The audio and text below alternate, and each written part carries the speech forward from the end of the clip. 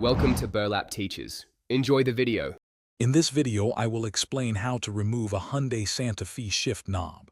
This task is quite common, whether you are replacing a worn knob or performing other interior work. We will guide you through each step, ensuring you understand the process clearly. With the right approach, you can confidently tackle this project yourself, saving time and effort. Let's get started with the necessary preparations. Before beginning, safety is paramount. First, ensure your vehicle's parking brake is fully engaged to prevent any movement. Next, carefully shift the transmission into the neutral position. This provides the best angle for removal. Finally, clear the area around the shift lever, removing any items that might obstruct your work or get damaged during the process. These simple steps ensure a safe and efficient start. Now for the main event, removing the knob.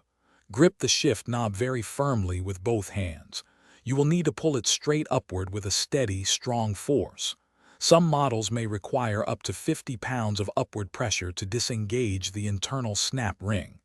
Do not twist or rotate. A direct upward pull is key.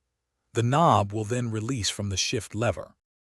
To reinstall, simply align the new or existing shift knob with the lever.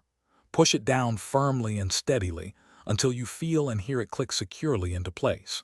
This indicates the internal snap ring has re-engaged. Give it a gentle tug to confirm it is fully seated and stable. Finally, verify that you can smoothly select all gears before operating your vehicle. You've successfully completed the task. Thanks for watching. Consider subscribing if this video helped you.